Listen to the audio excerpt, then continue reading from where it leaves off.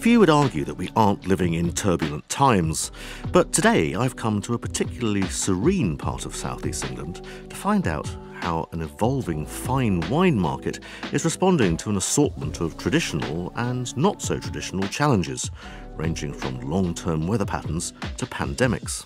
It's very strong. The market has moved from being a sort of UK-centric type investment base right now worldwide. And there are more platforms striking up all the time. In fact, the LiveX 100, the leading industry exchange of the secondary market, has risen by around a third over the past 2 years. They are very, very good at putting out information as to the state of the wine market in general. And they are saying that it's extremely robust. Over the past 10 years, when it comes to luxury investments performance, wine has trailed only cars and rare whiskey, according to the Knight Frank Investment Index. But this global market is facing a global issue that could well affect investment values and prices in the longer term: climate change. The major wine regions for investment are all on the same latitude. So you start off with Napa Valley in California, on the west coast of the United States, through to Bordeaux, through to Burgundy. And of course, these regions are getting hotter and or colder. As our climate changes, it could make it harder to produce future vintages of the quality we're used to. Climate change is going to play a part in the wine life.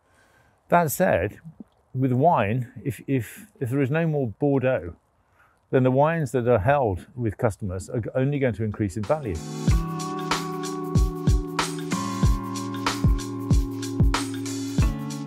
Of course, climate change could eventually influence supply the other way by actually opening up new areas for quality wine production.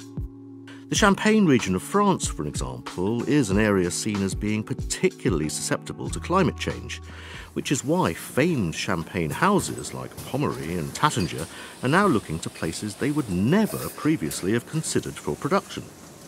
Big international players have come into the English wine scene to invest in their own vineyards, put their money where their mouth is, and recognise how special the southeast of England is. The effect of climate change will, of course, be gradual, but I've come to the UK's oldest wine merchant, Berry Brothers, founded in 1698, to learn more about how certain aspects of the market are changing now. Some good ordinary claret over there. Oh yes, my favourite. The company stores around £1 billion worth of wine for private clients. There may be a few thousand bottles here, maybe. I actually don't know the exact figure. In Basingstoke, we currently have a facility for 9 million bottles. Spending on fine wines actually increased throughout the recent pandemic, and sales for its en primeur season, which allows collectors to buy the most recent vintage before it is bottled, were up over 40% in 2021 compared with 2019. As sales grow, and with greater volumes being traded across the world, ensuring the origin and care of their wine is as it should be is becoming ever more important for collectors. The bulk of what I do is looking to check that everything that we sell is absolutely as pristine as it should be, and that it's come from the right place so that the provenance is correct, that it's been stored correctly on the way into us. In times of higher inflation, as we're seeing now, physical assets do have the potential to offer solid returns. But wine can entail higher costs than other investments due to factors like shipping and storage. It's seldom a short-term investment, and concerns about counterfeiting are also becoming more prominent. It wasn't really an issue up until about 10 years ago. Now it's something which everyone asks us about.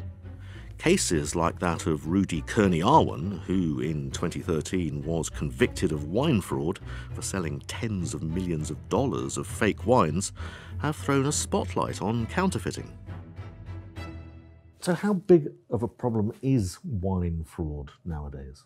The more common types of wine fraud is mass-produced bottling of perfectly potable table wine with a more expensive label on it. And that's happening probably as we speak. Somewhere in the world, somebody is bottling something which is not what it says on the label. Combating the frauds takes various techniques and technologies, both old and more recent. Can you see the fluorescing lights and the fluorescing label there? Yeah. There are two tiny little holograms in the shape of a clover leaf. Their position moves with every vintage. Other verification systems can range from nanochips to tracking numbers, and even a system that matches a unique pattern of air bubbles under the cap to an image kept on file. One relatively recent development uses blockchain technology to help gain clarity over a bottle's condition and whereabouts across the supply chain. When you've got a broken supply chain, actually that's the best time, in my opinion, to commit fraud. So what we're doing is saying, actually, we may make 5,000 or 500, depending on what's going out, of a QR code that will be unique to that bottle and that batch. Can you show me how this sort of technology would actually work in practice then? We're going to scan that code as so, and now we're going to go into temperature, humidity, and GPS location of that bottle. Systems like Chainvine won't be for everyone, but in a global survey of wineries last year, blockchain technology ranked second of all technologies they saw as having the highest priority of importance to develop. As for the wine investment market, if it wants to build on strong recent performance, it will have to adapt to the constant changes coming from both inside and outside the industry.